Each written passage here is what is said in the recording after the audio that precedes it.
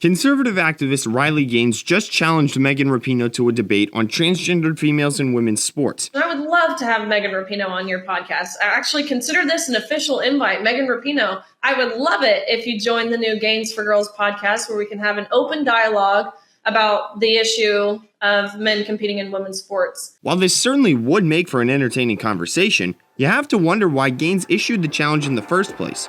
The answer is simple. Rapinoe wrongly believes that biological men should be allowed to compete against women.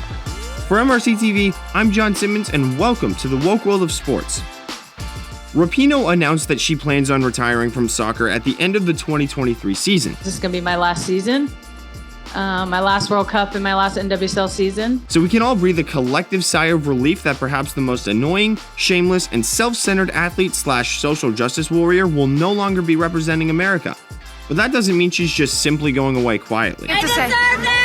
In an interview with Time, she took the opportunity to once again advocate for transgendered females, who are biological men, to be allowed to compete in women's sports.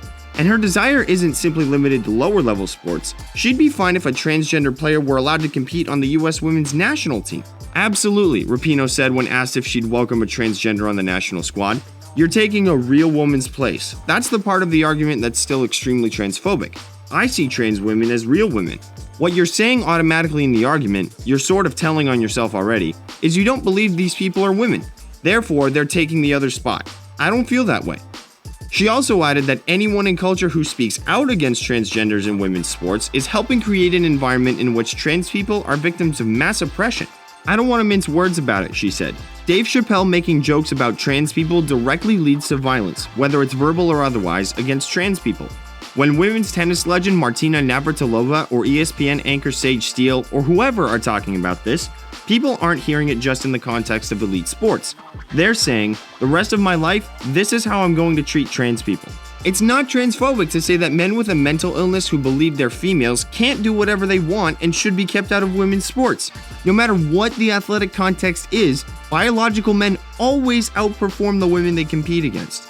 It's also convenient that Rapinoe was saying this now, just months before she retires from soccer altogether and weeks before her final World Cup concludes. If her wish unfortunately came true, the next generation of female soccer athletes could suffer immensely, and Rapinoe wouldn't experience any of the consequences. Here's a turnover. Jarvis, there it is. Game over. 12-0, Wrexham defeats the U.S. women. Based on how illogical Rapinoe views the transgenders in women's sports issue, and most things in life, it's safe to assume she wouldn't be able to hang with Gaines in a one-on-one conversation. Had Megan Rapinoe been asked this question in the height of her career, trying to advance to the height of her career, she would not have the same opinions. And it's easy to understand why.